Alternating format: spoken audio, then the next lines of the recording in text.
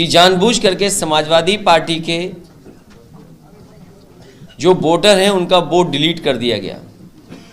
कई जगह डिलीट कर दिया गया, कई जगह दूसरे बूथ पे लगा दिया गया, जिसकी वजह से बहुत सारे वोट समाजवादी पार्टी के समर्थक लोग नहीं डाल पाए और पुलिस प्रशासन अपने तरीके से काम करता रहा और दबाव बनाता रहा। इसलिए अब वोटर लिस्ट जो 22 जनवरी को प्रकाशित होने जा रही है, उसमें जो हमारा वोट कट गया है या जो बढ़ने से छूट गया है, उसकी तैयारी विधानसभा स्तर पे भी और पार्टी के सभी पदाधिकारी और जो चुनाव लड़े हैं वो अपनी महत्वपूर्ण भूमिका निभाएंगे, जिससे कोई भी वोट छूट न जाए। देश की सबसे बड़ी खबर बता रहा हूं, चंद्रशेखर आजाद रावण ने ईवीएम के खिलाफ मोर्चा खोल दिया है। बामन मेश्राम 31 जनवरी को देश की राजधानी दिल्ली में चुनाव आयोग के दफ्तर का घेराव करेंगे। वहीं आपको बता दें कि भानु प्रताप, महमूद पराचा जैसे लोग लगातार ईवीएम पर सवाल उठा रहे हैं। और सोचिए, खुद सुप्रीम कोर्ट ने कहा था कि ईवीएम भरोसेमंद नहीं है और उसके बाद वीवीपैट लगाने का ऐलान किया गया था। प्रशांत भूषण ने तो ट्वीट कर दिया है कि ईवीएम में के द्वारा जो वीवीपैट लगा उसके जो शीशा है उसको काला क्यों किया गया, क्योंकि अब जो वीवीपैट आता है उसमें शीशा लगता है।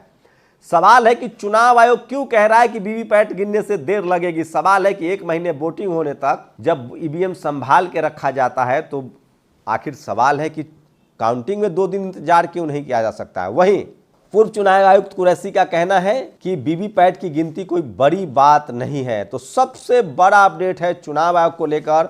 और वहीं इंडिया गठबंधन लगातार एकजुट हो रहा है।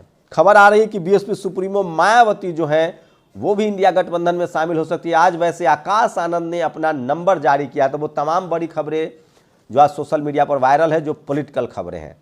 सबसे पहले बात, इंडिया गठबंधन को चुनाव में शिकस्त देने के लिए बीजेपी ने अब मंदिर को एजेंडा बना लिया। राम मंदिर, सारे चैनल्स अयोध्या से चल रहे हैं।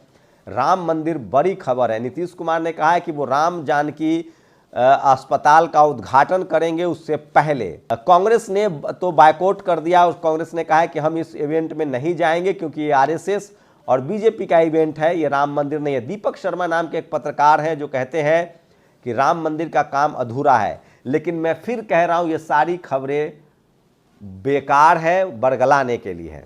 कैसे जीत सकता है इंडिया गठबंधन, जो सबसे बड़ा सवाल है, मैं उसको आज डिकोड करूंगा और आप लोग अपनी प्रतिक्रिया दीजिएगा और अगर सही लगे वीडियो तो शेयर कीजिएगा।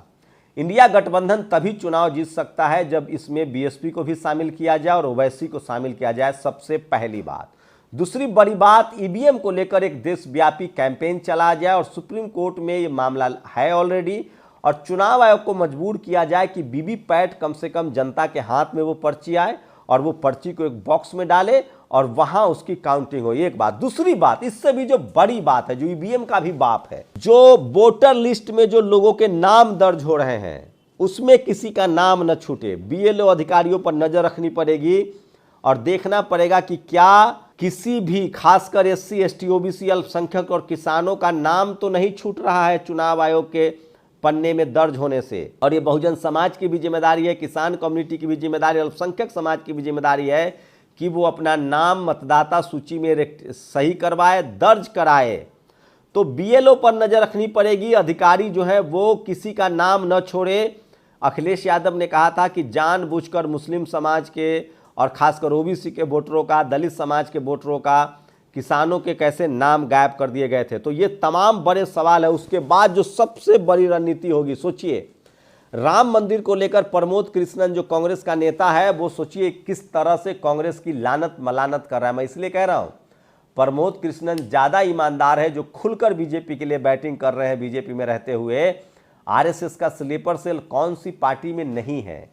भारत की कोई भी पार्टी हो, वहां सवर्ण समाज का अगर कोई नेता है तो वो आरएसएस से जुड़ाव महसूस करता है, बीजेपी से जुड़ाव महसूस करता है और उसके लिए सबसे ज्यादा उसके समाज का हित है। और इसीलिए वो किसी पार्टी में रहे, राजनीतिक रूप से वो किसी पार्टी में रहे, पद के लिए किसी पार्टी में रहे, सम्मान के लिए किसी पार्टी में रहे, लेकिन वो अपने समाज का हित देखता है।